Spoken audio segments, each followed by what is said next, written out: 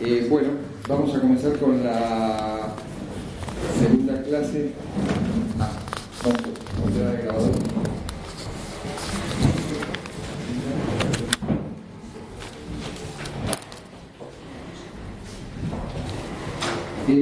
Vamos a comenzar con la segunda de las reuniones que teníamos planeadas con el doctor Alfredo Edelstein, bueno, para los que participaron.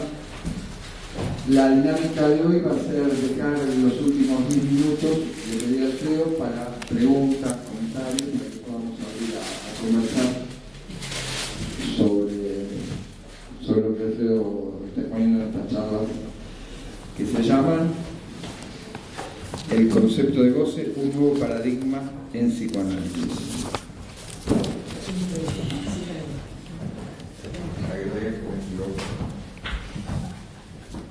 Hola, buenas noches.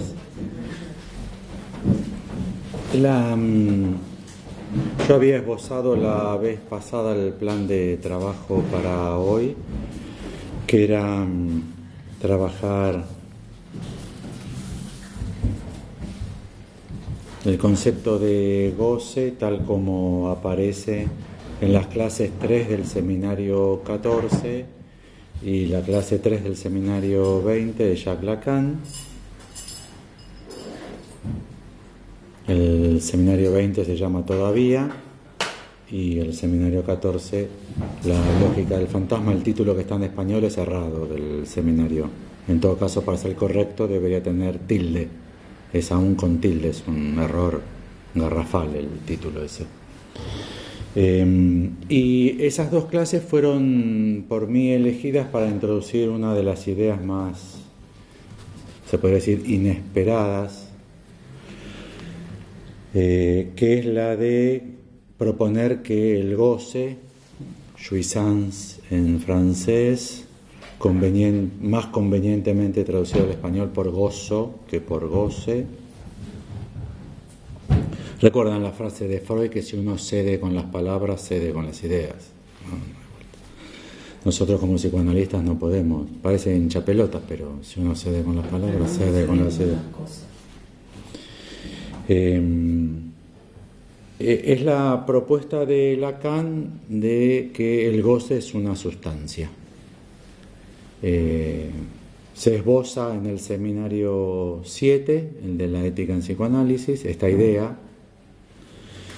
No tengo allí una clase para recomendarles. Hay una clase para recomendarles, pero yo no tengo aquí para recomendarles. Quizás después a través de David o de Graciela les envío.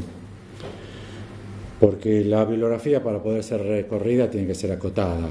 Si yo les dijese todo el seminario 7, es para no leerlo, ¿no? Ahora no recuerdo bien, pero hay una clase que convendría en especial leer para ver cómo aparece la idea en Lacan de articular el concepto de gozo al concepto de sustancia. En el seminario 14 directamente dice el goce es lógicamente hablando una sustancia, en el sentido lógico. Y el paso mayor se produce en seminario 20 con sustancia gozante.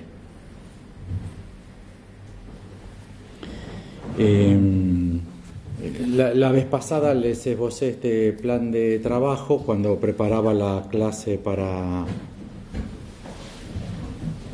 la reunión de lo que quería exponer para la reunión de hoy. Me di cuenta que es demasiado material, no voy a poder prepararlo, pero bueno, veamos hasta dónde avanzamos y queda señalado igual el camino para que podamos seguir investigando.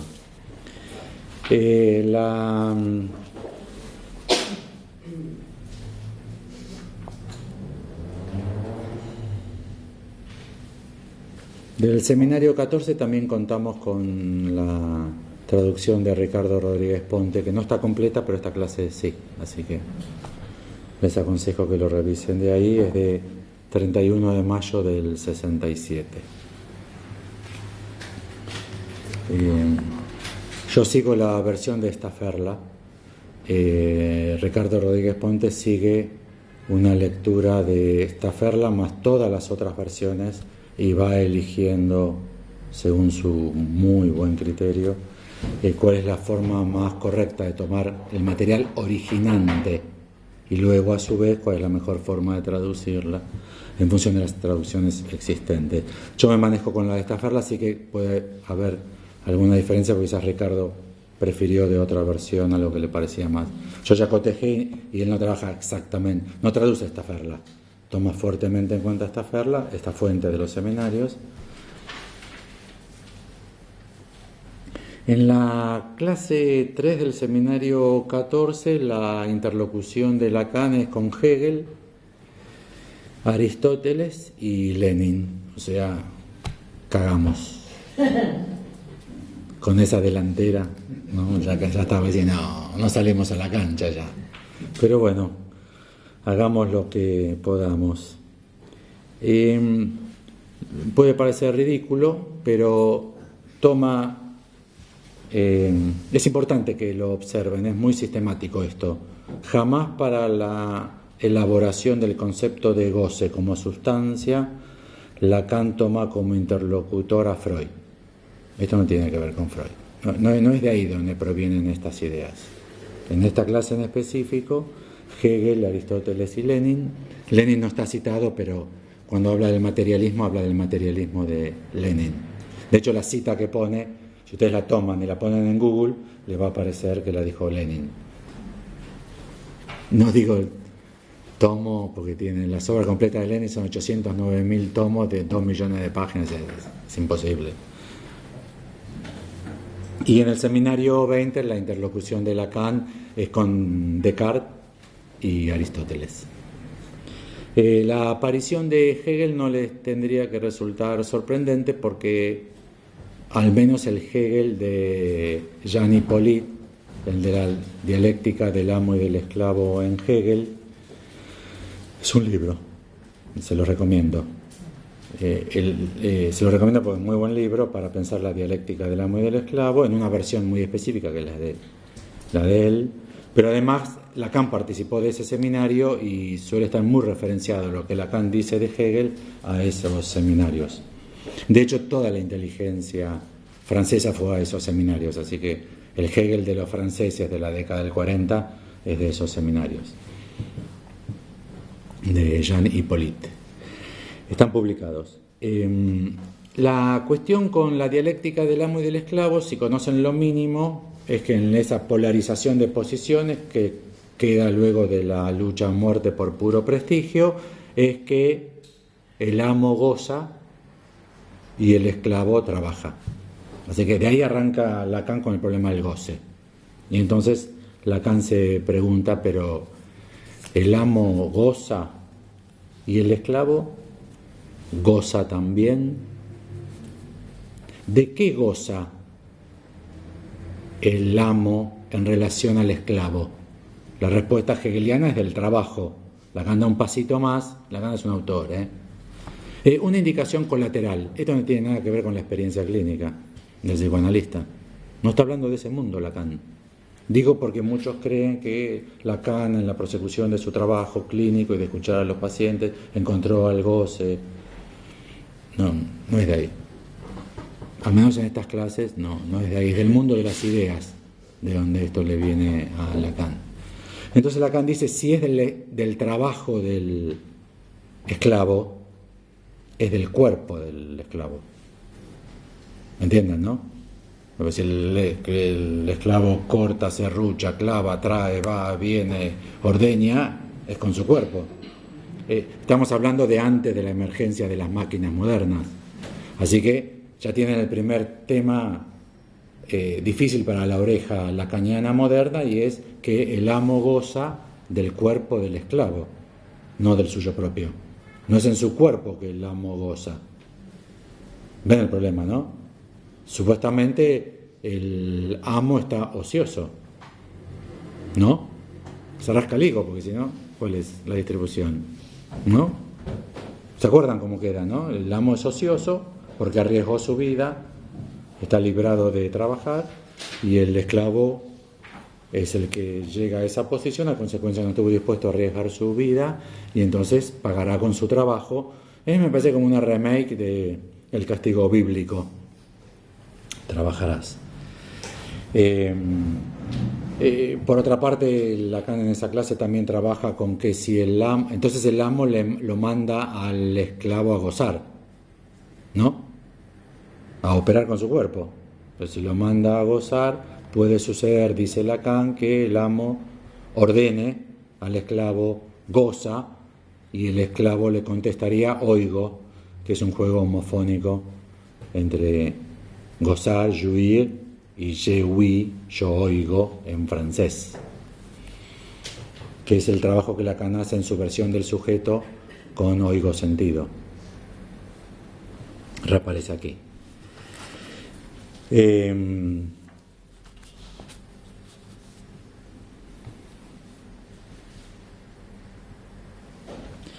Y entonces Lacan se pregunta, pero los amos en su lógica, ¿están todos ociosos? Y dice, ¿pero cómo se arreglan entre ellos? Aunque sea un mito. Dice, si hay varios amos, ¿cómo se arreglan entre ellos? ¿Entienden, no? Que ahí aparece de vuelta la batalla, la competencia. Lo que Lacan está poniendo en telejuicio es la solución hegeliana. O sea, Lacan no ve ninguna solución en eso. Siguen estando todos los problemas. De hecho, incluso critica la lógica de la dialéctica. Porque, ¿cómo haría el esclavo? Si dos entran en una lucha a muerte por puro prestigio, es el mismo problema que con el pacto de los hermanos en la horda primitiva. Totalmente fallida, porque el pacto no puede venir después, tiene que estar antes. Si no, es imposible pactar. El pacto tiene que estar antes. Entonces Lacan dice, si aquel que será esclavo tiene miedo y quiere renunciar, ¿cómo hace para renunciar?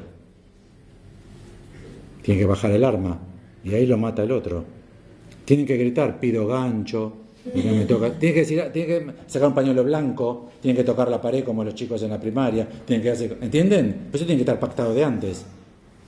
¿Entienden lo que estoy diciendo? No puede salir la dialéctica de la lucha a muerte. El pacto tiene que estar antes. O sea, lo simbólico tiene que estar antes. No hay forma. Es una crítica muy sistemática que Lacan hace a Hegel en esta versión de la dialéctica del amo y del esclavo. Y entonces Lacan dice, pero entonces el amo no está tan claro que sea ocioso. ¿Cómo se arreglan los amos entre sí? Se robarían los esclavos. De hecho, en cualquier sociedad esclavista, los amos se roban los esclavos. Matás al otro amo y te quedas con los 100 esclavos. Porque son como vacas los esclavos. Es patrimonio.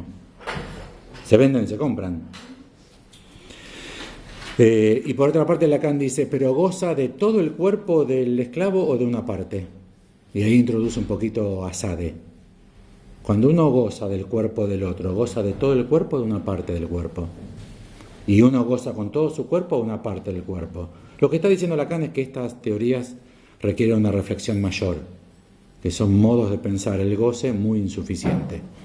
Entonces Lacan dice que en esta clase 3 del seminario 14 del 31 de mayo del 67, dice que estos problemas, todas las preguntas que Lacan hace tanto a la dialéctica del amo y del esclavo como a este pequeño excursus por Sade, el marqués de Sade, que para Lacan es filósofo absoluto, no es perverso, es filósofo, por eso Kant con Sade, en la puesta en correlación de dos sistemas filosóficos absolutos, ¿no? Para Lacan ni siquiera es sádico, Sade.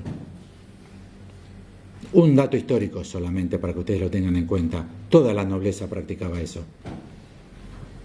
Agarrar chicas de la calle, cogértelas, cortarlas a pedazos y tirarlas en la alcantarilla, toda la nobleza lo hizo. El problema de Sade fue la suegra. Siempre el problema es la suegra, que lo metió en cana. Pero fue la suegra, ¿no? Sade no hizo ninguna cosa que uno dice, ¿qué hizo Sade? Lo que hacía toda la nobleza, agarraba chicas de la plebe, se las cogían, las mataban, las comían, las tiraban. Objetos, como suele suceder todavía bastante en los crímenes sexuales. Entonces Lacan dice que todas estas preguntas y todas estas insuficiencias de las dialécticas del amo y del esclavo, como del sistema filosófico de Sade, el sistema filosófico de Sade es muy sencillo. Yo tengo el derecho absoluto de gozar de una parte de tu cuerpo, ya que tú tienes el derecho de gozar sin preguntarme de una parte del mío. Eso sería como el principio kantiano. Sádico kantiano sería. Sadistas kantiano, algo así, sadistas kantiano. Entonces Lacan dice que todos estos problemas surgen por la introducción del sujeto en lo real. Todos estos sistemas filosóficos terminan siendo fallidos porque se habilita la pregunta, que nos parece lógica, a consecuencia, todas estas preguntas son la consecuencia de la introducción del sujeto en lo real. Algo que podría ser dicho más sencillamente debido a que hay sujeto. Una vez que hay sujeto, uno dice, pero si hay sujeto, entonces si uno le manda al otro, goza, el otro puede decir oigo. O sea, ya puede haber malentendido. Si hay sujeto, puede haber malentendido. ¿Entienden, no? Si hay demanda, puede haber más allá de la demanda. Y de hecho, para Lacan, la introducción del sujeto en lo real es una consecuencia de la significación. La consecuencia de la significancia. Y Lacan trabaja muy fuerte significancia. No sé si les interesa mínimo entender significancia o un esbozo del problema de la significancia. Es bastante estándar. Significante siempre tiene que ser al menos 2, en realidad son al menos 4, porque si este está en primer lugar, pudo ser el caso de que este vaya a primer lugar. La sustitución metafórica. Quiere decir que acá pudo haber estado... Estoy trabajando con un orden simbólico de 2 términos, una ficción discursiva, como cara y seca. Y acá pudo haber estado el otro, ¿entienden? Siempre es un sistema cuatripartito mínimo. Esto es el significado. El sentido es más allá del significado, así, o también el sentido es el horizonte de todo decir. ¿Me siguen? Bueno. Significación es esto. Y significancia es esto. Cuando entra también el sentido. Es sencillo, tienen que... Lo que pasa es que nadie se los presentó porque no es un desarrollo mío. Pero es muy sencillo, hay que pensarlo un poquito nada más, hay que trabajar un poco con... Tampoco está en Lacan, no lo van a encontrar en Lacan, pero si ustedes se fijan en las definiciones de sentido, de significado, de significación y de significancia, van a ver que coincide, que se articula bien, que no van a ver hasta donde yo encontré, luego de buscar, no encontré contradicción. Entonces, una vez que hay articulación, saben que no hay este significado, no puede advenir. Esta barrera indica que con uno no, tiene que haber al menos 2. Esto quiere decir que hay al menos 2. Pero en realidad son 4, porque no alcanza con la combinación metonímica, tiene que estar la sustitución metafórica. Entonces Lacan dice que una vez que está este sistema en juego,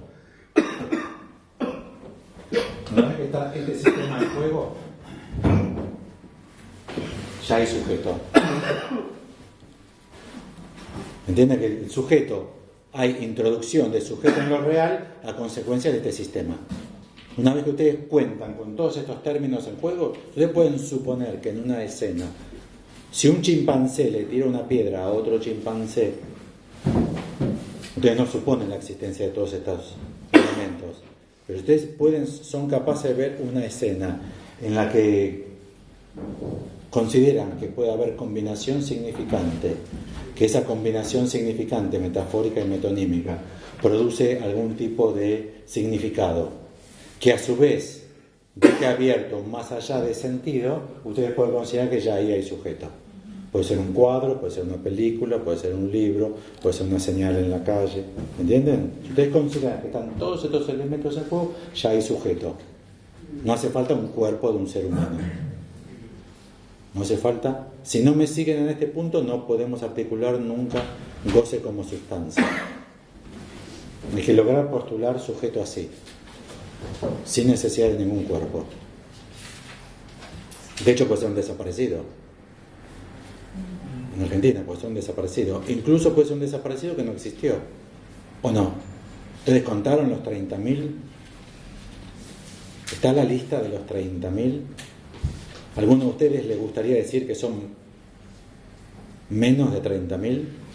Políticamente no les gusta. ni creen. ¿Entienden lo que estoy diciendo? ¿Se comprobaron los 6 millones de judíos o el 1.500.000 armenios? ¿Están comprobados? Entiende que nosotros estamos sumando algunos sujetos desaparecidos que no tenemos nombre, apellido, ADN ni DNI, y quizás no existieron. La CONADEP hizo 6.990 casos. ¿Dónde está la lista de los 30.000? Los de ultraderecha dicen no son 30.000, están paseando por Europa, ¿se acuerdan, no? Sí. Están paseando por Europa, etcétera, etcétera, etcétera. Nosotros decimos 30.000. ¿Pero por qué decimos 30.000? Porque asumimos una posición frente a ese problema. Con lo cual contamos un montón de sujetos en este sentido. ¿Entienden? Pero no estamos requiriendo el ADN, sino no. ¿Entienden? Se cuentan un montón de sujetos.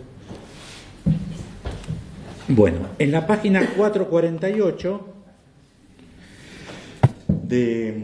si se van a bajar los seminarios de Staffordla, un consejo práctico: bájenlos en PDF, no en Word. Si se van a bajar los seminarios de la página de Staffordla, no los bajen en Word. Ahí les ofrece 2 programas, bájenlo en PDF, porque si se lo bajan en PDF todos vamos a tener el mismo número de páginas para citar. Entonces si lo bajan en Word, cambian la paginación y ya después no sabemos qué página es. Yo lo bajo siempre en PDF, así que cuando digo 448 no tiene que ver el formato de la página, el tamaño de la letra, porque en PDF es fija el número de páginas. Bueno, en la página 448, entonces dice Lacan, el amo ¿salva al esclavo? ¿Entienden, no? O sea que si no lo mata, lo salva. Y entonces Lacan dice, si lo salva, ¿a qué precio? Son todas las preguntas pertinentes a esa dialéctica. ¿Entienden que esa dialéctica, la del amo y del esclavo, no admite inconsciente, acto fallido? Todo funciona como un sistema lógico formal, lo que nosotros como psicoanalistas decimos que todos los sistemas lógicos formales absolutos para la realidad humana no cierra nunca te da bien. Entonces Lacan introduce todas las preguntas mínimas que se le puede hacer a este sistema, porque si el amo salva al esclavo a un precio, quiere decir que el amo paga, no es todo ocioso, no es que paga ¿entiendes? No es que paga solamente el esclavo. Lacan es un tipo muy inteligente, ¿eh? ¿A qué precio? Y dice, esta pregunta es la consecuencia de la introducción de un sujeto en lo real. O sea, ya no estamos operando con personas autoconscientes. Ya está la hipótesis del sujeto. O sea que un amo puede trabajar más que un esclavo. Y Lacan lo dice entre paréntesis. Si vemos al multimillonario moderno que tiene 8.000 empleados, hay que ver quién trabaja más. Miren esos workaholics que trabajan de lunes a lunes y tienen 8 fábricas y van a las 5 de la mañana a abrir la fábrica y el obrero te dice, no, yo entro a las 8. Entro a las 8 y está el dueño 3 horas antes y dice, estos negros de mierda que no quieren trabajar. Y uno dice, ¿pero quién trabaja más? No es tan claro que, ¿entienden? No es tan claro que el amo esté ocioso y que el esclavo trabaje, que el amo goce y que el esclavo no goce. Bueno, y entonces ahí Lacan dice, entonces las consecuencias de la introducción de un sujeto en lo real. Para medir esto concerniente en los efectos sobre el goce, conviene plantear a nivel de este término, el goce, un cierto número de principios. ¿Entienden? Entonces Lacan se está preguntando, ¿cuáles son los efectos sobre el goce de la introducción de un sujeto en lo real? Esta economía. Y dice que para establecerlo respecto al goce hay que postular principios. Y fíjense, los principios son de terror, ¿eh? 1. A saber que si nosotros introducimos el goce es bajo el modo lógico de lo que Aristóteles designa ousia, una substancia. Acá donde aparece la unión firme entre goce y sustancia.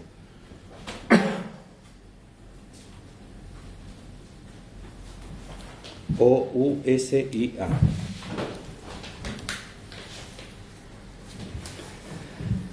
Punto.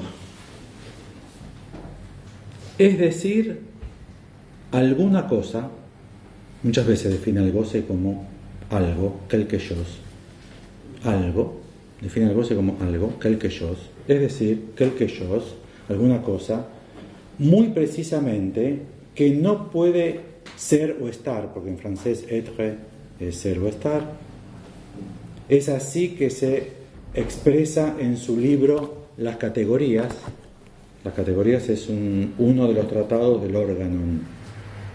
El órgano es el... Órgano quiere decir herramienta, máquina, aparato. Entonces, Aristóteles escribió un aparato, un aparelaje lógico, que son 7 libros.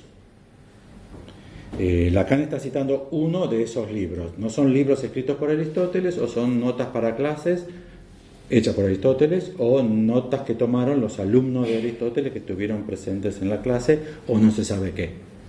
Esas son las dos hipótesis más firmes sobre esto.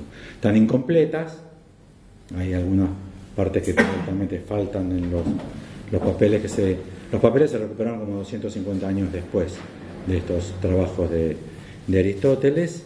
¿A qué libro se refiere de 7? De los 7, las categorías. Del órganon.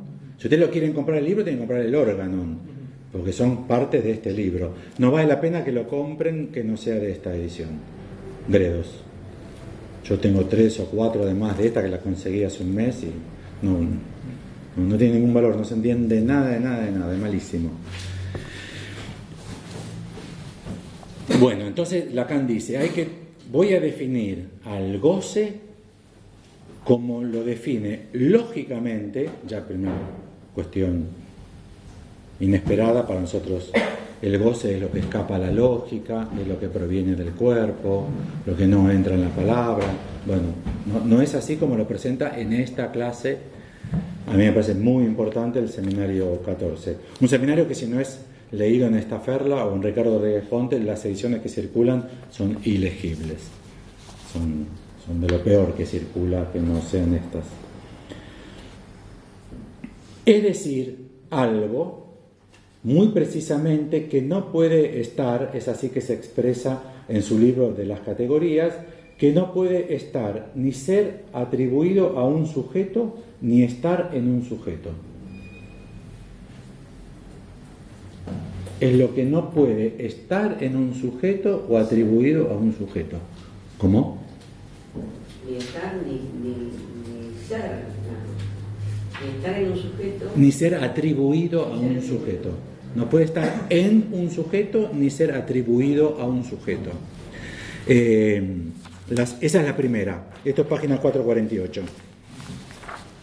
La segunda, página 449, es alguna cosa, quelque chose, el goce como quelque chose, es alguna cosa que no puede ser susceptible de más ni de menos.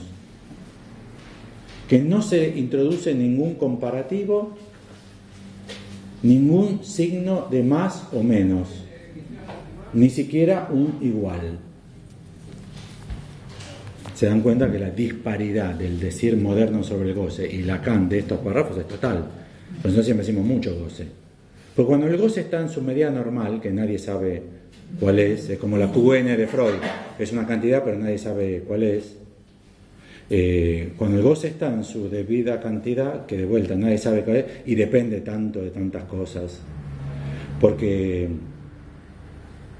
¿Vieron Relatos Salvajes ya? ¿Ya la vieron? ¿Vieron el casamiento judío que aparece ahí, la última? Ahí te exigen que estar al palo. Y uno está bailando como un loco. Y si estás sentado, sos una ortiva. Pero si en la clase del secundario estás al palo con un Freilas bailando delante de la profesora, entonces, ¿cuál es mucho? ¿Entienden? Que mucho y poco se regula en función de cualquier cosa. De la escena, de quién mide. Si la profesora tiene 60 años, mide de una manera. Si es una practicante de 23 años, está diciendo, los pibes se divierten y se ríe ella también. Entonces, ¿cuándo es mucho goce, poco? ¿Entienden? Pero Lacan le está diciendo algo tremendo, y es que no admite un más ni un menos. No se le puede aplicar, aclara, no se le puede aplicar ni el signo más ni el signo menos. Ni mucho goce ni poco goce. ¿El plus de goce? ¿Cómo? ¿Plus de goce cómo queda? ¿Plus de goce cómo queda? ¿Sin ni más ni menos? Sí. Bueno, la pregunta es muy buena. Plus de goce no es más de nada. Ese plus no es más de nada. Ahí de vuelta, olvídense de Freud. Lacan para goce no dialoga con Freud. Para desgracia de los que lo afirman, no. Ahí dialoga con Marx. Con plusvalía. Y plusvalía no es nada más. Plusvalía es una lógica establecida por Marx para la producción capitalista, y es que, una forma muy sencilla de decirlo, yo no soy especialista en ninguno de los temas de los que hablo, o sea, un chanta argentino típico, no soy especialista en ninguno de los temas que hablo, pero en Marx sería así, que lo que recibe de remuneración el proletario, entre paréntesis, lo que es necesario para su supervivencia y la de su prole, todo imaginario, eso no es cierto nunca, lo que dijo Marx no es cierto nunca, por eso no le dieron las cuentas. Él dijo que tenía que surgir la revolución, era en Inglaterra donde estaba la mayor masa de obreros textiles, y la revolución fue en lugares donde no había proletarios y fueron todos campesinos, los rusos y los chinos. En Rusia y en China, cuando surgió la revolución, no sabían lo que era un obrero, no habían visto un obrero capitalista moderno, el de Chaplin, de Chinchina, Minagora, ese que va por la máquina. Así que este cálculo está absolutamente erróneo, pero plusvalía quiere decir que el capitalista roba, extrae la diferencia entre los costos de alimentación del obrero y su familia versus lo que rinde en posibilidad de cambio la mercadería que produce, pero no es algo que aumenta o disminuye, ¿entendés? En el sentido del goce. Por otra parte se escribe todo junto. Es plus, guión, de, guión, jouir. Plus de jouir.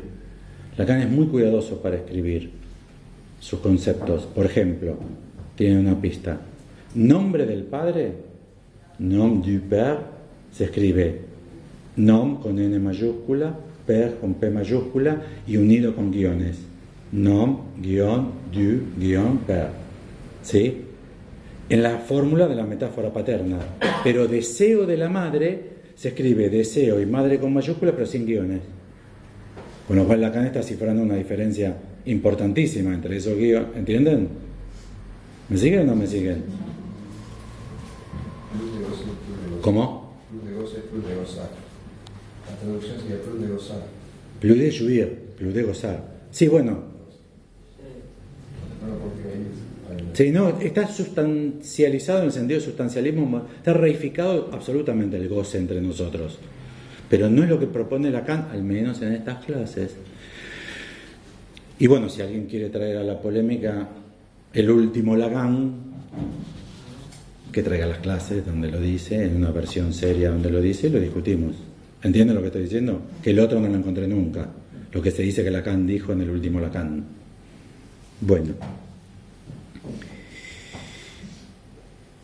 nos dedicamos solo al seminario 14 y lo hacemos sin prisa y sin pausa, como son las revoluciones. Entonces, primero lo vamos a considerar como una sustancia lógica de Aristóteles, una ousia, entonces que no puede ser atribuido ni puede estar en un sujeto. 2 es que no es susceptible de más y de menos. 3 es una fórmula de Lacan. En francés, para los que saben francés, disculpen la pronunciación, para los que saben francés, es il n'y a de jouissance que du corps. Traducido al español, lamentablemente hay que alterarla mucho y es solo hay goce del cuerpo. Il n'y a de jouissance que, ese que ahí es solamente, que du corps. Y ahí es donde viene Lenin. Porque Lacan aclara, pero no lo digo en el sentido del materialismo. Y aclara, en el sentido del materialismo, dice qu'il n'y a que la matière, solo hay la materia. Y solo hay la materia es una cita de Lenin. En el universo, decía Lenin, no hay más que materia en movimiento. Y la materia en movimiento no puede moverse desde otro modo que en el espacio y en el tiempo. Perdón a todos los revolucionarios presentes, es una burrada tremenda, pero es parte del sentido común. Es cuando la gente hace sentido común de la ciencia. Este es como un kantiano cuando ya había corrido muchísima.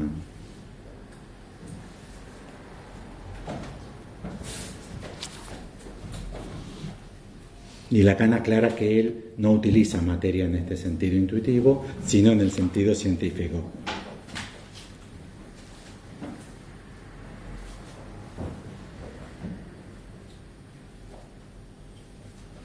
Y dice que materia en la ciencia no es nada que pueden ustedes considerar como producido por la experiencia común.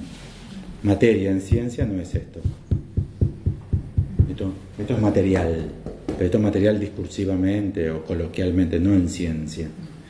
Entonces, il n'y a de jouissance que du corps, solo hay goce del cuerpo, guarda que no se refiere a esto. A no sé qué cuerpo se refiere entonces, pero lo dejamos planteado. Y 4, Tengo una pregunta. sorprendente, ¿El sí. del es subjetivo o objetivo? ¿Cómo? El del. Ah, queda a criterio tuyo. Siempre que hay de, el genitivo, puede ser objetivo o subjetivo. El burro del herrero. Es un ejemplo del diccionario, no sé yo. Que puede ser que el herrero posee un burro o que el herrero es un burro. Siempre para los ejemplos de gente bruta eligen herreros. En español. Sí, es notable, es notable. El burro del herrero. Ese de, lo que pasa es que está junto con él, de él, del, pero es el genitivo el problemático. Hay genitivos objetivos, hay genitivos subjetivos y hay genitivos ambiguos. Que depende de cómo se los lea, son objetivos. El temor de Dios. No puede ser que Dios tema. Entonces es necesariamente el temor que nosotros le tenemos a Dios, ¿entiende? O el temor de la muerte no puede temer. Igual si hacemos poesía, logramos que Dios tema y que la muerte tema, la parca, eso se puede hacer, pero digo, hay casos, pero queda a la lectura. Muchas veces Lacan aclara cómo utiliza el genitivo. En su versión del sujeto, para el deseo del hombre es el deseo del otro, aclara qué genitivo utiliza acá. Nos dejó en bolas y a los gritos. Y el 4 es tremendo, este ni le voy a comentar porque me parece, por ahora para mí, una cosa indigerible, que es el 4 principio del goce, es que implica el rechazo de los goces eternos. Ni sé a qué se refiere. Obviamente los goces eternos son los goces divinos. ¿Cómo se llamaba? Antes de Bostila, ¿quién estuvo? ¿Cuál fue el papa anterior de Bostila?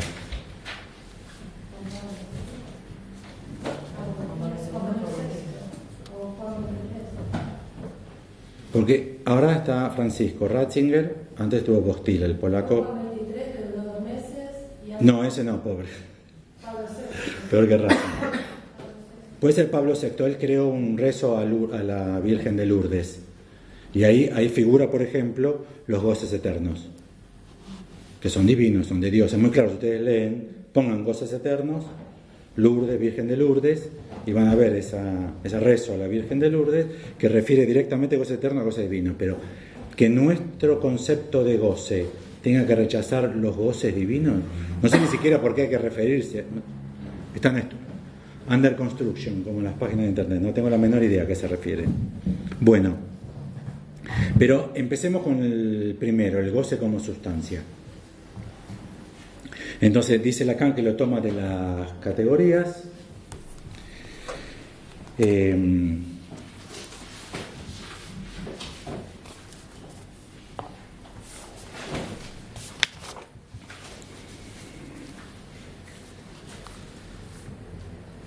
Las categorías son los predicados, se podría decir.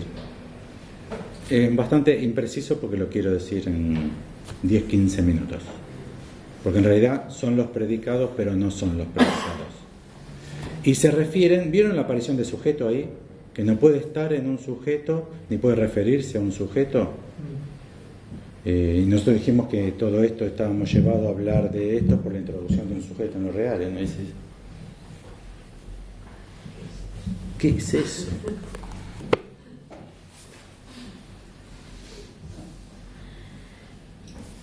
En la página 34 de las categorías, es el capítulo 5, que va a tratar justamente sobre Ousia, que es la primera y principal categoría, o la primera o el principal predicado. Si tenemos predicado, ¿qué tenemos de este lado? Predicado, sujeto y predicado. Por eso no puede estar en un sujeto. ¿Entienden? O sea, las categorías es un análisis lógico del lenguaje, muy recomendable, muy recomendable. Es el artículo de Benveniste, Categorías lingüísticas y categorías del pensamiento.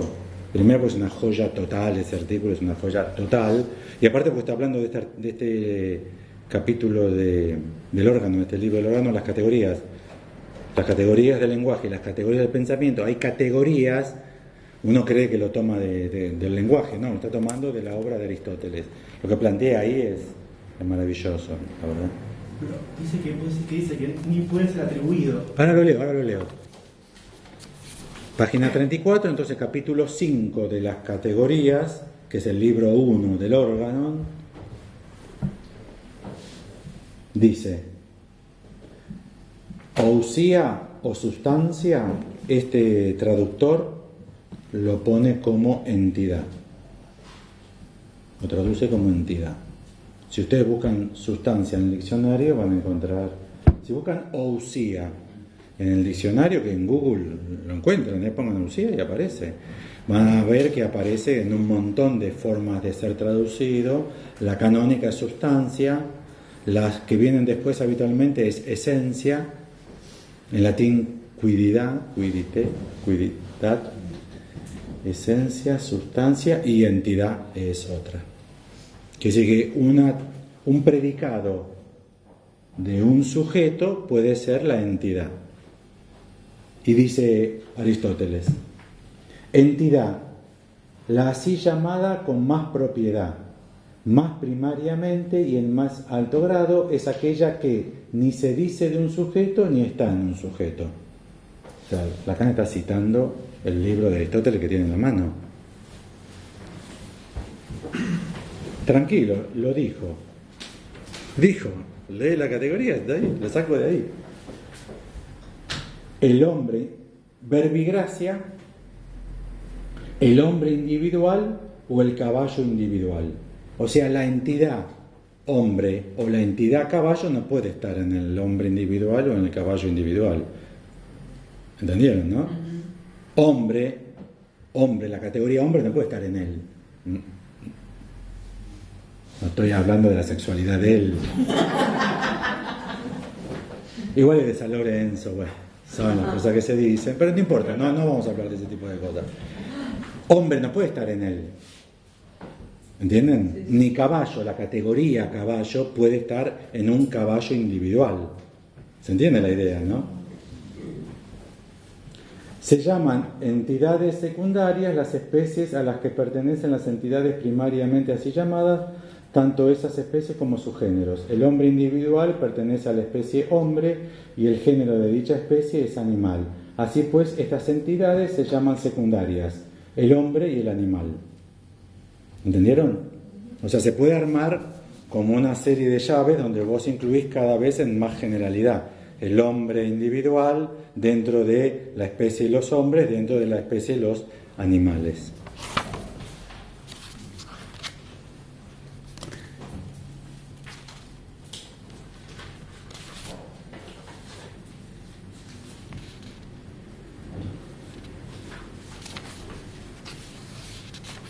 Estoy buscando donde dice que no se le puede aplicar ni más ni menos.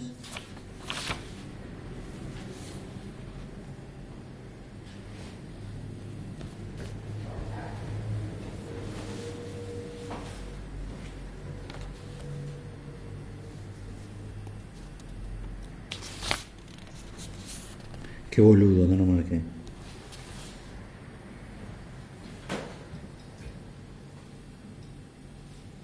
Bueno, acá en la página 37 dice: de vuelta, es común a toda entidad, para ustedes, para vuestro oído, a toda sustancia. Porque es otra forma de traducir la palabra griega. Lacan dijo goce como sustancia. Estamos hablando de... Lo voy a convertir a este texto en nuestro oído. Entonces, es común a toda sustancia el hecho de no estar en un sujeto, pues la entidad primaria ni se dice de un sujeto ni está en un sujeto. O sea, lo que la cosa es en sí misma no está en un sujeto. Si nosotros definimos a un hombre como que lo caracteriza esencialmente es ser hombre, hombre como categoría no está en él. ¿Se entiende? Él es un caso de eso. O sea, no está en él, ni hombre quiere decir él. ¿Entienden la idea, no? En ese sentido, predicado. En ese sentido, claro, lo que pasa es que el traductor de esta obra, que es... Quizás les convendría leer solo la introducción del traductor de este libro. Si quieren les mando una fotocopia para que se distribuya acá. El traductor es... Miguel Candel San Martín, todo junto. Yo lo busqué en internet, es un capo tremendo, una autoridad en griego, en latín, en Aristóteles. Un grosso total. Él dice, pero entonces, ¿qué es un predicado que no se le puede aplicar a un sujeto? Hay una aporía, dice. ¿Se entienden, no? Muchos autores dicen que los argumentos de Aristóteles son aporéticos, implican aporía. Poro, el agujerito, poro. Aporos es un camino obstruido, o sea, un argumento que no tiene salida. ¿Se acuerdan? Contradicciones, aporías. ¿Se acuerdan las categorías lógicas de cuando el argumento se contradice? Aporías cuando vos vas argumentando en un sentido y llegas a un punto donde no se puede seguir argumentando porque ya se produce una falla en el argumento. Y este traductor dice con muy buen sentido que entonces, ¿qué quiere decir? Que entonces dice que las categorías son predicados y no son predicados. ¿Por qué sería un predicado de un sujeto que no se le pueda decir respecto de un sujeto? Y entonces agrega, muy interesante, que para Aristóteles tendría que ver entonces con la veracidad de ese argumento. Que de lo que se trataría para Aristóteles no es tanto de si es predicable o no, sino de si eso sería verdad o no. Y ahí ya se saldría de la aporía. Entonces,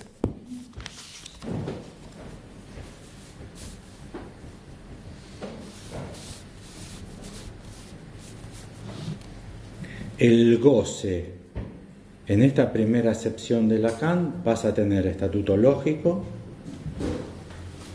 Si es lógico, ustedes saben, la lógica es una disciplina que trabaja ¿en qué ámbito? De los argumentos. Y si seguís subiendo,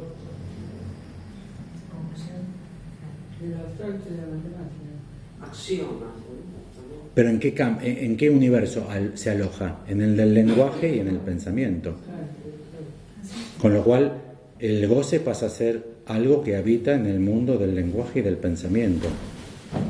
Tenemos el problema de que no hay más goce que el del cuerpo, que es el principio 3. Lo leí con toda sinceridad para que no le estoy... No hago trampa, selecciono, pero no hago trampa. O sea, de lo que selecciono no tijereteo, selecciono completa la cita. Entonces, goce es algo, una categoría lingüística, guión del pensamiento. No es algo del índole de la energética corporal, no tiene que ver con pulsión de muerte, no tiene que ver con libido. No está argumentando en ese sentido Lacan. No está hablando ni cerca de ese universo, está hablando de otro universo, que de hecho nos tendríamos que preguntar por qué habla de ese otro universo tan inesperado para nosotros en psicoanálisis. Pero bueno, con Lacan siempre es así. Si no, ¿qué haces con topología? ¿Qué tiene que ver la topología con el psicoanálisis? ¿Qué tiene que ver toda la matemática? O sea, Lacan es un tipo que argumentó en psicoanálisis de una manera muy peculiar, y es que más allá de que estemos de acuerdo o no con su enseñanza, es que argumentó de una manera insospechada. Parece que puso cosas que no tienen nada que ver. Nunca ningún psicoanalista antes y después de Lacan argumentó así. Ningún psicoanalista antes y después de Lacan argumentó así. Con lo cual, goce es algo lingüístico / pensamiento, o sea, algo lógico, que vale plantearlo como sustancia, como la sustancia de Aristóteles. O sea, es la primer entidad que se puede decir de algo, pero si se dice de algo hay que contemplar que no está en ese algo ni es de ese algo. ¿Se dan cuenta lo que nos lleva a esto? Que no se puede decir a partir de esto lo que yo dije la vez pasada, yo gozo o tú gozas, porque ya no es sustancia en el sentido de usía aristotélica. ¿Cómo habría que decir siempre necesariamente? Se goza. ¿Entienden? Sacando conclusiones medio rápidas de esta noche. A mí me llevó 3-4 años.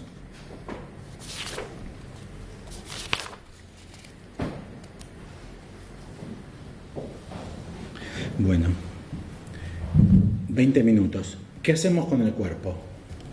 Vieron ya con la dialéctica del amo y del esclavo, y es que una vez que se introduce un sujeto en lo real, o sea, una vez que estamos convencidos de que hay significancia, si ustedes quieren, sepan que la significancia introduce algo que seguro, o sea, por esta forma de escribirla, o por esta forma de escribirla, que a mí me parece que no hay que elegir, hay que dejar las dos, que son los dos modos en que se puede pensar el sentido. Si ustedes lo quieren pensar, sepan que seguro esto y esto no lo van a encontrar en el mundo animal. Ni siquiera de los primates más próximos a nosotros, que son todas las investigaciones sobre los bonobos. Miren esos monitos chiquititos que realmente son muy, muy distintos de lo que nosotros suponemos que es un primate, porque tienen capacidades intelectuales insospechadas para la investigación en primatología hasta hace 20 o 30 años. Realmente tienen capacidades intelectuales notables. Muchas cosas que se decían, los monos no pueden hacer X, Y y Z, los bonobos sí. Pero seguro no, jamás, el problema del sentido. ¿A dónde vas? A Cracovia. Ah, qué mentiroso que eres. Me dices que vas a Cracovia para que yo crea que vas a Lemberg, cuando en realidad vas a Cracovia. O sea, diciendo Cracovia, ¿qué dijo? ¿Verdad o mintió? Si va a Cracovia, dijo la verdad. Pero dijo la verdad para que vos creas que no te podría estar diciendo la verdad, entonces seguro que está mintiendo, y entonces es como el bluff en póker. ¿Entienden? Eso es lo que seguro no van a encontrar en los primates. Para que ustedes estar convencidos de que hay la entrada de un sujeto en lo real, tiene que estar en la dimensión del sentido. La del significado es más problemática, Porque la del significado incluso podría haber ejemplos de conductas de animales donde uno diría, y hay un esbozo de articulación de significante y cierto significado. Pero seguro, garantizado que sentido no. Cuando ustedes tienen el problema del sentido, ya tienen que estar seguros que hay introducción del sujeto en lo real. Si hay introducción del sujeto en lo real, entonces hay que plantearse cierta cosa, a la cual Lacan llama goce, jouissance, gozo, y el estatuto lógico que tiene es el de una substancia, de Aristóteles. Entonces no puede estar en un sujeto, no se puede decir de un sujeto, y por otra parte no admite el problema de la cantidad. ¿Entienden, no? Bueno, de hecho, mucha discusión fascista podría ser resuelta. Vieron que por ejemplo, los suprematistas blancos dicen que los negros son como monos. En el fútbol europeo, cuando hay jugadores negros en el equipo contrario, le tiran bananas, cáscaras de bananas, o hacia la hinchada. La francesa mucho, la italiana tremendo. O sea, el racismo del neofascismo en Europa y en Estados Unidos está creciendo a un ritmo notable, y siempre lo van a encontrar con que la persona es designada como un animal. A los judíos, los SS de los campos hacían el chiste, como tenían el ovejero alemán, lo cuenta Primo Levi, ¿no? Le soltaban el perro para que lo muerda al judío y decían: hombre, muerde a ese perro. O Kafka con el piojo, la cucaracha, piojos, cucarachas. ¿Entienden? Este argumento de Aristóteles no lo admite. O sea que no habría más hombre en un hombre que en otro hombre. ¿Entienden? No admite ni más ni menos. ¿Entienden la idea? Hombre es una categoría que o se aplica o no se aplica. Si se aplica como un predicado a un sujeto, hay que saber que ni está en el sujeto, ni le corresponde a ese sujeto en su condición particular, ni admite un más ni admite un menos. No hay un caballo que sea más caballo que otro caballo. Los ejemplos que da Aristóteles son hombre y caballo. Bueno, y entonces, si les parece, nos preguntamos el problema del cuerpo. Y yo no lo voy a trabajar con ustedes porque ya se fue todo el tiempo prácticamente. Página 18 de la clase 3 del seminario otra vez de Lacan, el seminario número 20. ¿Clase 3? Clase 3, también del 14 y del 20 es la clase de 3. Bueno, entonces ahí Lacan, lo voy a hacer súper rápido, disculpen la desprolijidad de la argumentación, es que Lacan dice que del seminario 20 los editores quitaron la exposición de Recanatí. Tremendo. En la de Rodríguez Ponte está. Recanatí a los 19 años hace una exposición en el seminario 19 y a los 20 años hace una exposición magnífica en el seminario 20 de Lacan sobre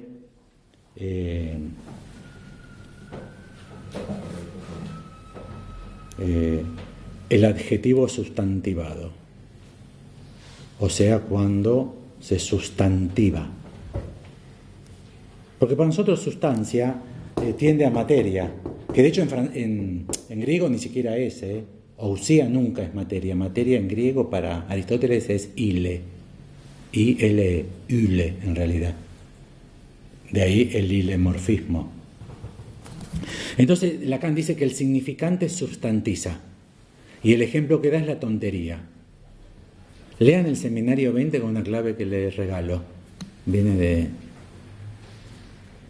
un tract de regalo esta conferencia. Leanlo en clave de tonto y tontería. En que todo el seminario 20 Lacan está trabajando el problema de la tontería, lo tonto. Y van a ver, si lo buscan con un buscador lo van a encontrar 100 veces. Pues está todo el tiempo hablando de la tontería. Es tremendo el problema de la tontería. Entonces Lacan dice que una vez que existen significantes, existe la tontería, que es como una sustancia, porque ha sustantivado. Para nosotros opera como la madera, la piedra, la tontería, ¿entienden? El lenguaje, al funcionar, genera sustancias, como la tontería. Y entonces dice que pensando en sustancia no alcanza con, ahí viene Descartes, sustancia extensa y sustancia pensante, sino que hace falta la sustancia gozante. De vuelta, que es como la tontería, tiene la misma consistencia visible, táctil y vivible de sensibilidad como la tontería, no como la pulsión de Freud. Ahí viene el trabajo de dimensión, el problema de la dimensión. Parménides no el libro de Platón, sino el personaje, el ser es y el no ser no es. Y viene el trabajo sobre el cuerpo. El trabajo sobre el cuerpo viene con esta fórmula que tienen que escribir. Gozar de un cuerpo, coma, de un cuerpo que, coma, al otro con mayúscula, coma, lo simboliza, y la L de lo con mayúscula. Admitible perfectamente que ustedes digan estaba loco el chabón, estaba totalmente de merca ese día, pero esa sí es la frase que él dice. Parece que no la escribió, que la dijo y dijo cómo se escribía. Gozar de un cuerpo que, al otro entre comas, lo simboliza. O sea, el cuerpo simboliza al otro. ¿Entienden? Bueno. No sabemos por qué puso L con mayúscula, pero siempre las mayúsculas en Lacan tienden al orden simbólico. y las minúsculas al imaginario. La joda del sistema es que como hay 3 registros, ¿entiendes? Lo real con que lo escribís, o sea, es complejo, o sea, no es seguro el sistema de lectura, ¿eh? No, pero él lo escribe, o sea, escribe lo simbólico con mayúscula, lo imaginario con minúscula, a mayúscula, minúscula y minúscula. Así que acá nos da a entender que el cuerpo opera simbólicamente. 2 comentarios. En la página 1 de la clase donde leí substancia, donde está la fórmula esa, no hay goce más que del cuerpo, dice lo que es cuerpo. Dice así: este año he hecho articulaciones nuevas. Una importante que data de nuestro antepenúltimo encuentro y seguramente he designado expresamente, ya que nunca fue dicho antes, y es que el lugar del otro con mayúscula, el lugar del otro está en el cuerpo.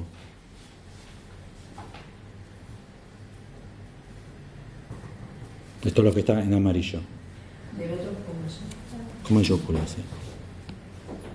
Y acá viene una frase que permite leer qué quiere decir cuerpo en la fórmula que aparece 8 páginas después. Dice: el cuerpo él mismo es, desde el origen, el lugar del otro. Nosotros lo decimos al revés. No decimos que en el origen hay carne, que después viene el otro a meterse en el cuerpo, que están las pulsiones del origen, que después viene la cultura, está en la cultura, todo eso, y que hay un resto impasable del cuerpo a la palabra, y ese resto se llama objeto A, goce o cualquier nombre que se le quiera dar con esa lógica. Lo inefable, hay muchas formas de designar, pero ahí en el origen se pone el cuerpo biológico. Lacan dice que el cuerpo es de vuelta en la versión Stafferla, que para nosotros, léanla, van a ver la calidad de esta versión, es muchísimo más, tiene muchísimas más páginas, más palabras, más párrafos, más citas, más... La que tenemos es, Ricardo Rodríguez Ponte dice que la versión de Miller y la de Paidós están hachadas. O sea, le faltan pedazos enteros. De hecho, faltan las exposiciones de Recanati en el 20. Con lo cual, el cuerpo es entonces el lugar que en el origen inscribe al otro. Y en la clase esta del 20 propone entonces sustancia pensante, sustancia extensa y sustancia gozante. ¿Qué es sustancia? Ya la tenemos en el 14. Es esta sustancia, ousia, ahora en el sistema cartesiano. Pero van a ver que vuelve al sistema aristotélico. Porque dice que la sustancia gozante es para localizar al significante. En realidad dice mi significante. Y entonces dice, ¿qué es el significante? Esto es página 25 de la clase 3 del seminario 20, 3 páginas antes de terminar. Pero en esta única articulación, ¿qué quiere decir? ¿Qué es el significante? No se pregunta qué es el goce, se pregunta qué es el significante. Toda la clase se pregunta qué es el significante. Y entonces define al significante exactamente como define Aristóteles en la metafísica. Metafísica A mayúscula 3, o sea, en el libro A mayúscula capítulo 3, la metafísica de Aristóteles, libro A mayúscula capítulo 3, donde define las 4 causas de Aristóteles. Si quieren después las leemos. Como define Aristóteles, van a ver que Lacan es canónico en eso. Y dice entonces que el significante es por hoy la causa del goce, y aclara la causa material del goce. ¿Entienden, no? ¿Qué quiere decir causa material? No, claro que no entendemos, pero seguro que no es esto. Que la materia de la cual surge goce no es esto, no es este tipo de materia, no es el materialismo de Lenin. El significante es la causa material del goce, es la causa final del goce, es lo que le hace alto al goce, alto entre signos de admiración, alto como haría un policía, con una mano así, alto, lo que le hace alto al goce. El significante es la causa eficiente del goce. Y la eficiencia de la que Aristóteles nos hace la tercera forma de la causa, no es más, en fin, que ese proyecto por el cual se limita el goce. ¿Entienden lo que quiere decir? Es el proyecto, que todo goce está en un proyecto significante. Si fuese goce de la carne no tendría proyecto. No iría a ningún lado. Se acabaría en sí mismo, ¿no? Si es mucha energía que toma una inervación somática, no tiene proyecto. ¿Entienden? En Freud, mucha pulsión oral o mucha pulsión anal no tiene proyecto. En cambio, el goce tiene proyecto. Y finalmente, la causa formal. Y el abrazo confuso de donde el goce toma su causa última, que es formal. ¿Acaso no es mucho más algo del orden de la gramática lo que lo comanda? Entonces la causa formal es la gramática, significante. La causa eficiente es el proyecto significante. La causa final es la voz de alto del significante. Y la causa material es el significante. Con lo cual no queda otra que admitir que el goce es un epifenómeno del significante, no un epifenómeno del cuerpo. Porque el cuerpo, del cual Lacan dice, un cuerpo es lo que se goza, en ese se goza ya tiene sustancia del 14. Vieron que en el 20 dice, el cuerpo es algo que se goza. Uno puede decir, ¿por qué lo dice así? Porque ya tiene trabajado en el seminario 14 que eso se goza, que no puede ser ni en un sujeto ni de un sujeto. Sujeto en griego es ipekoimenon, y Lacan está trabajando ese concepto también de Lacan, el sustrato. Con lo cual, la propuesta, interrumpo acá, después si hace lugar hacemos más citas, es que el goce es consecuencia de un nuevo paradigma en psicoanálisis, porque para lo que se podría deducir de la lógica satisfacción-insatisfacción, pulsión de vida, pulsión de muerte, eros, tánatos, libido, en Freud, la sustancia de la que se origina es sustancia viva. Ahí también tenemos sustancia, la sustancia viva.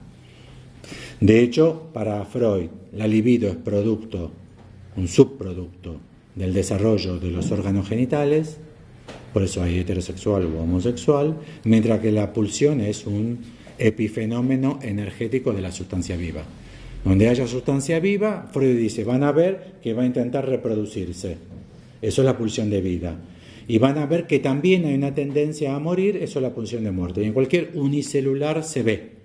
Y da Freud como ejemplo, no Aristóteles, sino Weismann, el plasma germinal de Weismann.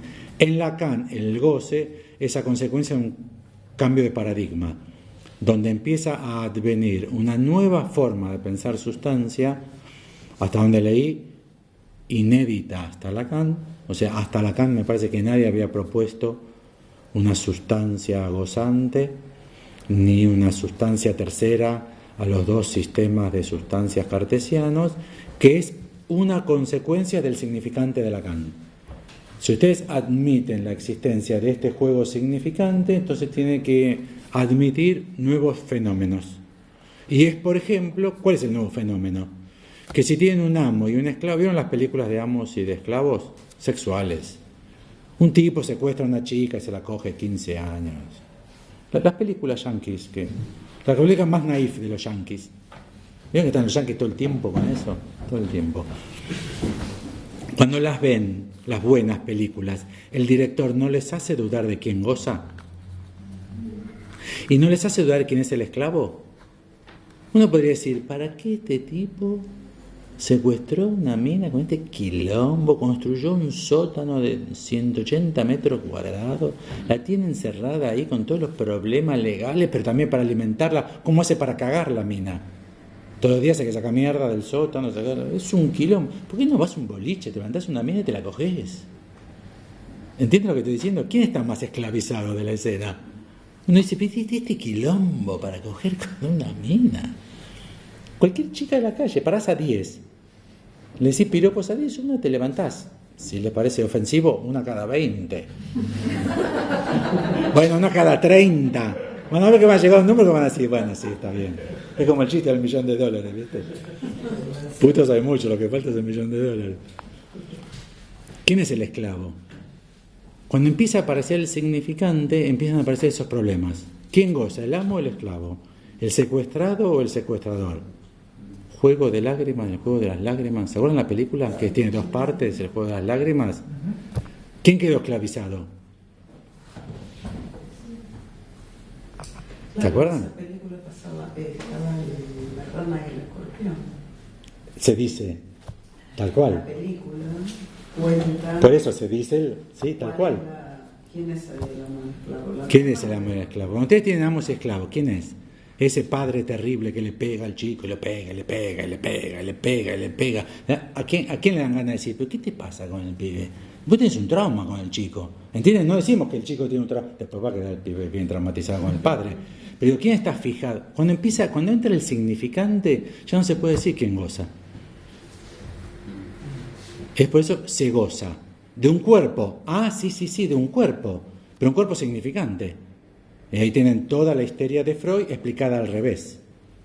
No es que hay una zona de facilitación somática por carga energética previa que habilita que se exprese el síntoma, sino que el significante crea esa parte. Lo único que agrega Lacan del cuerpo biológico, si les interesa en el cuerpo biológico, es que lo sorprendente es que el cuerpo biológico es muy concesivo a todo esto, que se deja llevar a niveles increíbles. Chicas que pesan 25 kilos, ¿vieron? Anoréxicas que llegan a pesar 25 kilos. El otro día agarraron un capo narco, era muy fácil agarrarlo, porque hacía 5 años que no salía de la pieza. No sé cómo la policía tardó tanto. Sí, ¿saben por qué no salía de la pieza? Porque pesaba 250 kilos. SAME, bomberos, no había forma. 5 años tardó la Policía Federal Argentina, la Metropolitana General Medina, en encontrar un tipo que no salía de la pieza hacía 5 años. Es genial. Este país es genial, es un chiste, Argentina es un chiste. ¿Entienden? Un tipo que es escurridizo. Era una heladera así gigante, 250 kilos. Bueno, ¿cómo puede pesar 250 kilos? Mi mamá me diría, pero ¿cómo? No es normal eso, ¿no? Mi mamá siempre que me entrevista me pregunta si es normal o no es normal. No es normal eso, ¿no? Lo único que dice Lacan del cuerpo biológico es que es capaz de llegar a esos límites. El otro día murió el hombre más gordo del mundo, un mexicano que pesaba 312 kilos. 312 kilos. Son 6 personas robustas. 312 kilos son 6 personas bien rellenitas. El cuerpo biológico sí, uno puede tener jaquecas, uno puede tener diarreas, uno puede tener constipación. Se le puede poner blanco el pelo por un estresazo, ¿saben? ¿No? Que se te puede poner de un susto, se te puede quedar el pelo blanco. Se te puede caer todo el pelo. A una paciente mía la dejó el novio y se le cayó todo el pelo. Se le cayó. Después creció. Con lo cual el cuerpo es sensible al significante. Pero entiendan, viene del significante. El cuerpo biológico solamente a veces se muestra muy sensible. Pero la entrada al concepto de goce es una novedad absoluta en el mundo de las ideas. Ha sido reconducido al sistema freudiano, donde esto está argumentado al revés. O sea, goce es el nombre moderno de mucha pulsión de muerte. El autor que más claro lo define es Miller, que dice pulsión de muerte más libido. Goce es pulsión de muerte más libido. Lo publicó en un libro. A mí me parece que Lacan introduce una idea notablemente novedosa que permite explicar un montón de fenómenos clínicos que en el psicoanálisis habitan, esos fenómenos clínicos. Yo tenía una paciente que hacía así todo el tiempo. Le habían salido en el labio unas cosas espantosas que le hacían que el labio sea, ¿entiendes? Como un granuloma, no sé ni cómo se llamaban esas cosas.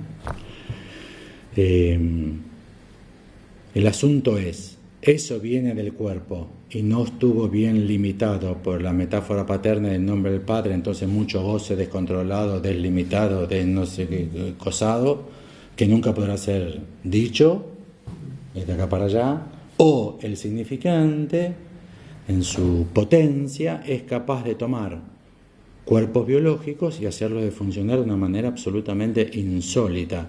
Pero en eso no deja de estar la marca significante. Por ejemplo, si la paciente esa me preguntase, la del labio, somos todos freudianos en Buenos Aires, todos los pacientes siempre se preguntan, pero yo, ¿qué obtengo de esto? Están hechos mierda. Y siempre el paciente pregunta, pero yo, ¿qué obtengo de esto?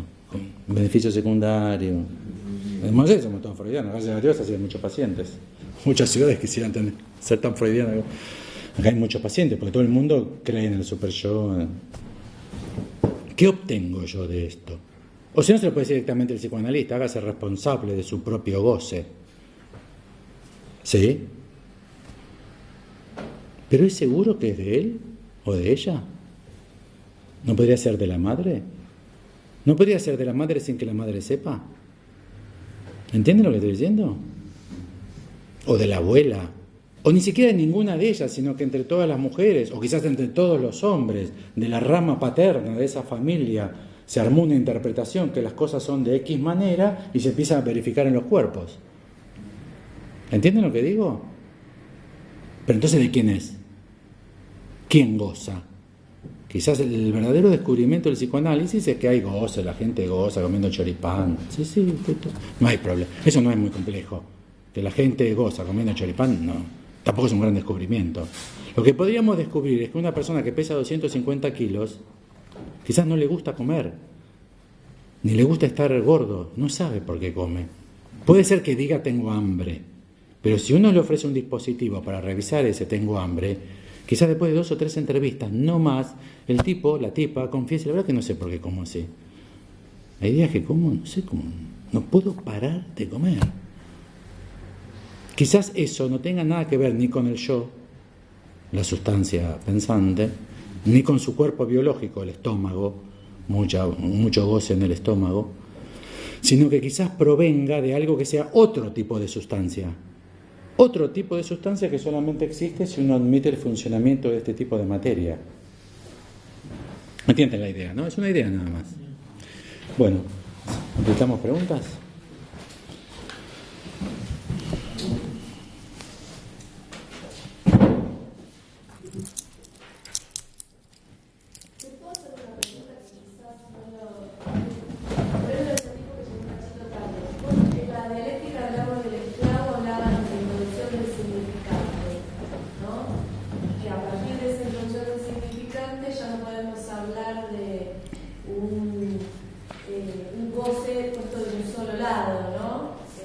Se problematiza el goce.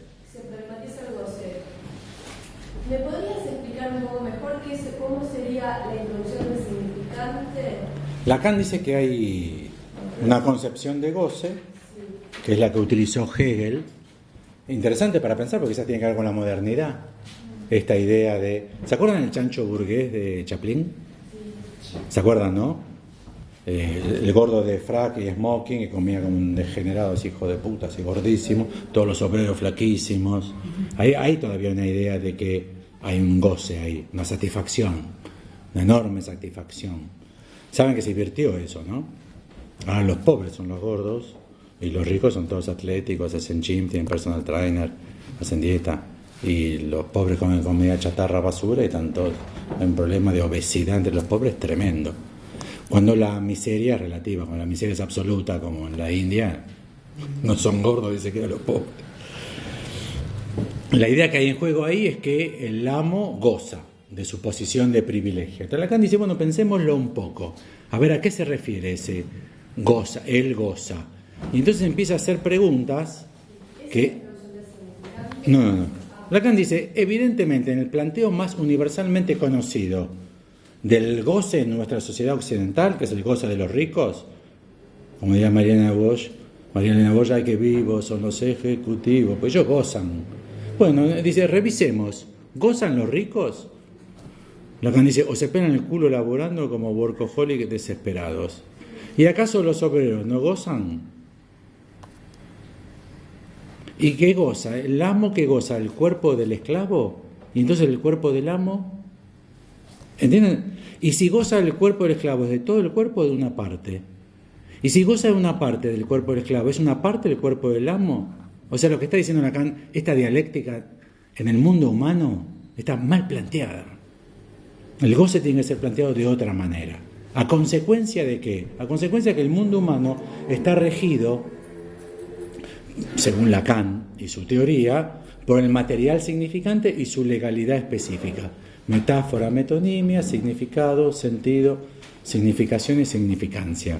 Una vez que vos admitís que estos son los elementos fundamentales del universo humano, Lacan pone la palabra griega de Aristóteles, stoikeion, que son los elementos. ¿Cuáles son los elementos de la materialidad humana? ¿Cuáles son los elementos de la materialidad humana? Hombre, mujer, ¿cuáles son? Para el mundo moderno es ADN, ¿no? Genética. Para Lacan es significante, significado, metáfora y metonimia. Esos son los 4 elementos con los que se arma la materialidad humana.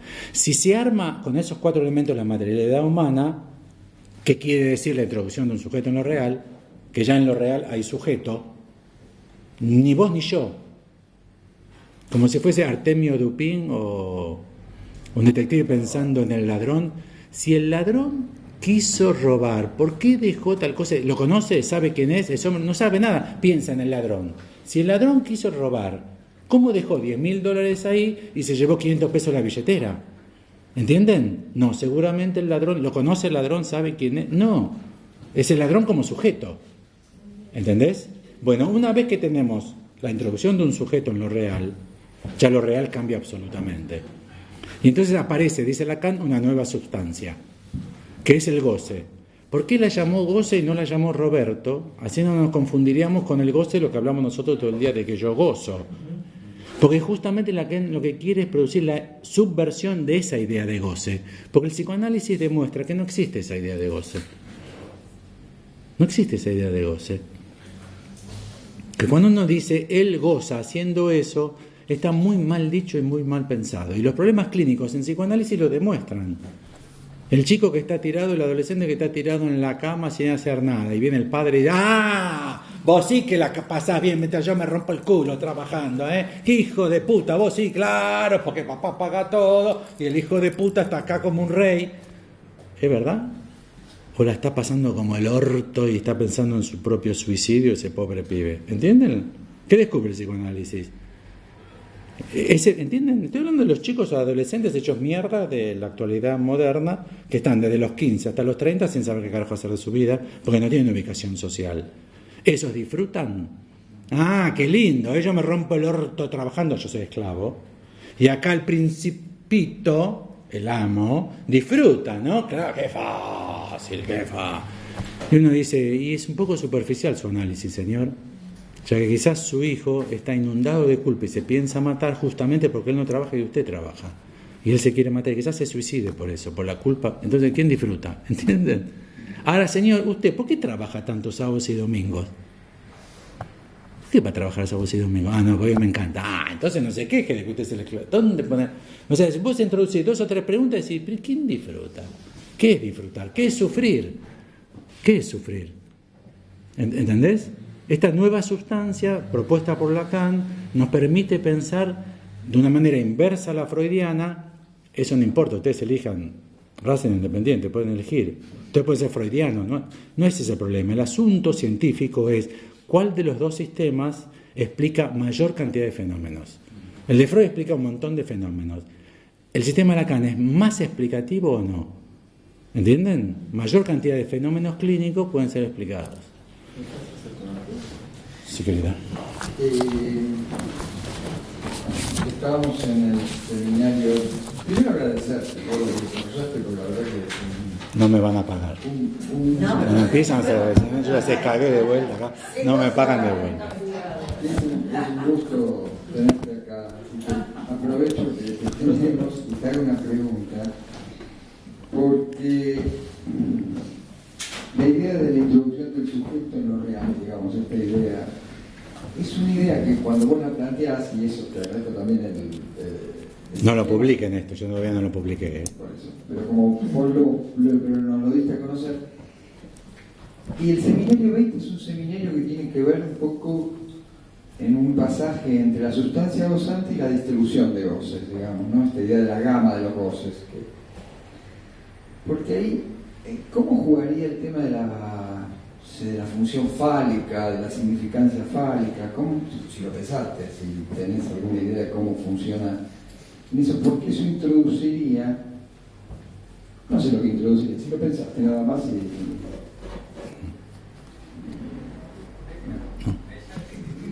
Una respuesta, la primera se me viene una respuesta tan sencilla y tan breve. No. El capítulo, si ustedes quisiesen hacer un plan de estudios sobre el goce en Lacan, tienen que hacer una carpeta. Yo hablo como todavía 1960. Una carpeta con folios donde pongan 20 folios distintos. Porque los capítulos en los cuales Lacan piensa el goce fálico, goce del otro, plus de gozar, valor de goce, el goce de Dios. Ahora me olvidé, no lo preparé para hoy. Bueno, ese lo dije, goce fálico, goce del otro, goce de Dios. Con lo cual hay un montón, oigo sentido, hay un montón, pero un montón de capítulos. Cuando digo capítulos es que insisten en esos temas en varios seminarios, no en varias clases del mismo seminario, en varios seminarios, son tópicos del goce, con lo cual el tema del goce es una complejidad enorme. Yo estoy recién empezando, es un tema muy difícil, para mí es un tema muy difícil. Y lo que estoy tratando de responder es a la pregunta. Yo habitualmente con Lacan me hago la pregunta de ¿por qué? ¿Para qué? No arranco a trabajar con el concepto. Por ejemplo, como no entendí nunca nada y todavía nada, ni por qué ni para qué de Santón, nunca me escucharon a mí nadie hablar del Santón. Todo el mundo habla del Santón, yo no sé lo que es el Santón. Estudiaré, no sé, cuando termine esto, o sea, 2040, 2050 más o menos. Siempre pienso, suerte que Lacan se murió. Mire si iríamos por el seminario 37, y uno diría el 35, está polenta. El seminario 35, ese que está todo en chino, es espectacular. Y yo decía, estudiar chino, y todavía me faltan 11 seminarios. Pero son temas demasiado complejos. Lacan es un autor que a mí me lleva añares la lectura, porque al principio veo como una selva. ¿Vieron que la gente se pierde en la selva y se muere? Porque no saben ni dónde está el sol. En el desierto es más fácil, porque te puedes orientar por dónde sale el sol y por dónde se pone el sol, que siempre es el mismo lugar. En la selva no ves el sol, con lo cual no sabes de qué lado está. Y a mí me cuesta añares, desbrozar un poco el campo y empezar a orientarme, norte, sur, este, oeste. Me lleva muchísimo tiempo. El tema del goce, yo estoy recién dando los primeros pasos a entender para qué. Si estaba en Freud y le cambió el nombre, no me interesa. No me interesa, tendría que ver Domínguez Alegrán ahora, no me interesa. Cambio de nombre. Se llamaba Ignacio, ahora le puso Roberto. Eso, todo este quilombo para cambiar el nombre de algo. ¿Ustedes creen que semejante autor que te cita? No, me parece que no puede ser. Cambiarle el nombre a las cosas. No es que pulsión de muerte ahora se llama goce. O que goce es mucha pulsión de muerte. Era tan fácil decir mucha pulsión de muerte. Me parece que no. Si no, ¿a qué carajo responde? ¿Con qué lógica pensa? ¿De qué universo proviene?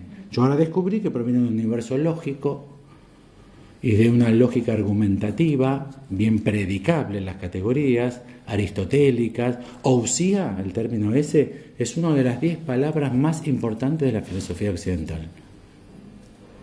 Si supiese más filosofía, quizás me animaría a decir, es una de las 5 palabras más importantes de la filosofía occidental. Es tremenda la importancia de ese término. De hecho, hay libros y libros y libros sobre cómo se traduce, cómo se piensa, qué era para Aristóteles. Toda la ontología surge de ese término. La ontología es la filosofía preponderante en todo el sistema, en todos los sistemas filosóficos occidentales. La que más preponderó es la ontología.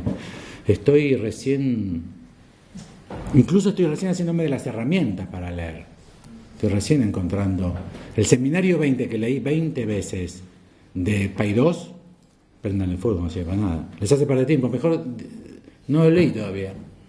No le pasen los ojos a ese seminario porque distrae, engrupe, miente, te hace creer otra cosa, te pone títulos que Lacan no le puso, te saca partes, te pone partes. Es trampa. Es trampa, ¿qué quieren que le diga? Podemos cotejarlo, traigan cualquier clase. En el 20 y en el 14, en estos dos, las diferencias son...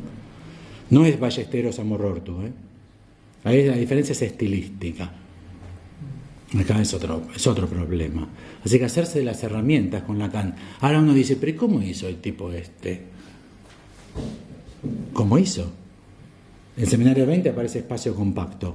Es imposible. ¿Hay algún matemático de super nivel acá presente? Super nivel, matemático, super nivel. ¿No hay ninguno? Bueno, yo les garantizo y les apuesto una cena para todos los presentes en el restaurante que ustedes elijan, que el concepto de espacio compacto que utiliza Lacan para pensar la sustancia gozante es imposible que lo entiendan. Porque no lo entiende jamás nadie que no sea un avesadísimo matemático. ¿Por qué? Porque en el proceso argumentativo hay nociones tremendamente abstractas como en 10 niveles de argumentación. O sea, no puedes entender. Hay que citarlo de memoria y decir, no se puede entender. Pero lo citó perfectamente bien. ¿Cómo hizo Lacan? No sé cómo hizo. Pero, no. Y a esta altura que ya me puse viejo y cansado, me parece que nos conviene mucho más dejar no entiendo, que sacar del bolsillo cualquiera y sanatear algo. No sabemos todavía. La ciencia es de no sé hoy a no sé mañana. Mañana me pongo en lo que no sé hoy hacia no sé mañana. O sea, toda la política del saber, me parece que especialmente en psicoanálisis hace falta, es tener una buena relación con lo que no se sabe. Si no, esto es para inhibición total, o sea, no abrir la boca en ninguna reunión lacaniana toda tu vida, o para sanatear como un chanta. Mejor decir, no sé, yo no sé cómo los colegas en general, mucho más jóvenes que yo, saben de todo. El espacio compacto te la saben, Santón te la saben. Y yo decía, ¿cómo saben todo eso? No sé cómo hacen tanto tiempo para estudio. ¿Cómo? Y si lo hacen sin estudio, te imaginás, llegás a cualquier lugar. Es como decir, constitución, porque ¿dónde puede quedar constitución? Constitución, Yo conozco una tía mía, salió con un tipo que se llamaba Consti, que vivía para allá, así que agarro constitución. O sea, si empezás a imaginar los términos, decís cualquier cosa, terminás en cualquier lugar. Y en el lugar donde siempre terminamos es Freud, porque Freud sí está bien conocido. Pero Freud tiene otra factura intelectual, no nos lleva a los mismos problemas. De hecho, no tenés que casi leer bibliografía con Freud. ¿Qué libros hay que leer para poder leer a Freud? Que yo sepa, ninguno. A Freud en el sentido de Freud. Si vos querés discutirlo a Freud, hay que leer Nietzsche, Schopenhauer, bueno, hay que leer un montón para discutirle. Pero para leer Freud no hace falta leer. No hace falta leer ningún libro. ¿Qué libro hay que leer para poder leer a Lacan? Yo ya voy por 3.000. No es metáfora, ¿eh? No es metáfora. Yo los cuento, porque la obsesión en mí es muy evidente, no hace falta que lo oculten. Yo los cuento a ustedes, yo cuento las cosas. Cuento cuántos faltaron. ¿Quién llegó tarde? No. Yo ya voy por 3.000. Los de la EOL dejaron de editar la revista Referencias de Lacan por el número 37, porque ya era el pedo que la publiquen, porque ya con internet obtenías todo mucho más rápido que comprando la revista. Pero hicieron 37 números de ejemplares de las referencias de Lacan. ¿Cuántas revistas tenían que haber hecho? Y tenían que haber hecho 200 o 300, donde citan las referencias. O sea, si uno no le dedica la vida de estudio, no sé cómo se resuelve. Pero bueno, uno puede practicar sin Lacan. De hecho, la mayor parte de los psicoanalistas practican sin Lacan. El problema ahí es otro, y es el problema del límite de la práctica. Porque uno es capaz de ver el horizonte, a uno se le plantea en función de lo que es capaz de concebir. Ver problemas, ver soluciones, se depende de tu sistema teórico si te permite ver el problema. Hay gente que no ve el problema. Ustedes con amigos, ¿no les pasa a veces que miran al hijo de uno y dicen, Mirta, ¿viste que tu hijo camina en punta de pie? Sí. Bueno, ya tienes 7 años caminando en punta de pie, ¿no te parece un poco raro? Una esquizofrenia, una psicosis tremenda. Y nadie lo vio. ¿Cómo no lo ven? Uno puede ser reprimido, quizás no tienen, ¿entienden? No se ve. Quizás ustedes van a una tribu, están haciendo un ritual y ustedes ni ven el ritual. Porque no saben que existe el ritual, entonces no lo ven. El problema es como analistas, es que en función de vuestro bagaje, de vuestro utillaje, los útiles que ustedes tengan, van a ser capaces, no de atender pacientes, siempre se puede atender pacientes. Ustedes saben en la Facultad de Psicología, atienden pacientes y está bien. El asunto es hasta dónde son capaces de ver los problemas, hasta dónde son capaces de plantear la lógica que esos problemas tienen y hasta dónde son capaces de tener en la caja de herramientas soluciones para esos problemas lógicos. Si ni saben que existe el problema lógico, mal pueden tenerlo resuelto. Con lo cual el problema es el límite, y el problema del límite es que todo el mundo ve el horizonte. ¿Quién no ve el horizonte? ¿Entienden lo que digo? Todo el mundo se siente satisfecho porque uno dice, ¿vos ves el horizonte? Sí, vos ves el horizonte, sí. Bueno, es que no tiene cataratas, pero bueno, vos ves el horizonte. Entonces nadie se da cuenta que a veces el horizonte lo tenés muy cerca. ¿Vieron la gente que dice, yo sé cómo se arregla el problema de la inseguridad? ¿Cómo se arregla? Hay que matarlos a todos. Y vos decís, ay, hijo de puta, qué solución sutil, ¿eh? Pensaste mucho para... Esa solución ya se practicó. Mucha. O sea, no sé si me entienden. Quizás el problema sea tan complejo que haya falta estudiar muchísimo para ver cómo se resuelve un problema tan complejo como es el de la inseguridad en Argentina. ¿Cómo se resuelve? Quizás ni siquiera se puede decir una solución, quizás sea un conjunto muy complejo de sistemas que haya... ¿Entienden lo que estoy diciendo? Ahora, el tipo que te dice, hay que matarlos a todos, esta negra mierda, hay que matarlos a todos, cree que tiene una solución el tipo. Lo que pasa es que la solución la tiene aquí, porque lo que ha reflexionado sobre eso es en base a prejuicios, o sea, no pensó nada. ¿Entienden lo que estoy diciendo? Pero el tipo está satisfecho con la solución que tiene. En general todos estamos satisfechos con el horizonte, porque creemos que es el límite de lo que existe. Pero no sabemos que existen cosas porque no las hemos estudiado. Los problemas que traen nuestros pacientes pueden ser de esa índole. Que no seamos capaces ni siquiera de darnos cuenta del problema que nos trae porque no hemos estudiado suficientemente. Porque la desgracia de la práctica es que por más que practiques 80 millones de años, nunca te va a aparecer lo que no sabes. Porque si no, los kleinianos tendrían que haber sido lacanianos, ¿no? Si practicaron 30, 40 años, los kleinianos tenían que haber sido, después de tanta práctica, tiene que haber sido, ¿entienden lo que digo? Es como una evolución. Como se dice que Lacan, que el último Lacan evolutivamente llegó. Pero entonces, si fuese evolutiva, los kleinianos tendrían que ser, los anafrodianos tendrían que ser todos lacanianos.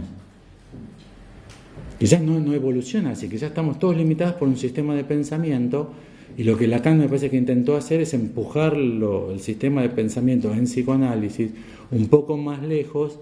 Ustedes podrán discutir si es al pedo total. Muchos dicen que Lacan hizo todo esto para Sokal y Brigmont, imposturas intelectuales, que Lacan era un impostor, que citaba todas estas cosas para quedar bien con el público y tener mucho prestigio y que es todo el pedo. Es una respuesta posible a semejante complejidad. Nadie tiene que leer las categorías de Aristóteles. Yo en mi vida pensé que ni sabía que existían las categorías de Aristóteles. O puede ser que sea necesario que revisemos esos problemas milenarios de cómo se piensan algunas cosas en Occidente, porque quizás nos abran la cabeza para tener una mejor reflexión que nos permite diagnosticar el problema. Por ejemplo, decirle a alguien, y quizás usted no goza. ¿Me entienden? ¿Qué gozo yo de todo esto? ¿Qué satisfacción obtengo yo? Y quizás convenga a alguno decirle, ninguna, pero quizás no es por usted. Quizás otro goza de esto. ¿Entienden? Pero eso si no lo pensaste no lo puedes decir.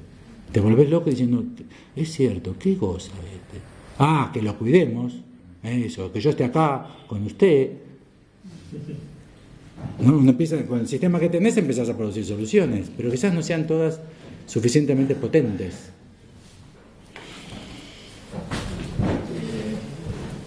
Cerramos entonces. ¿Algo más? No. Ok, gracias.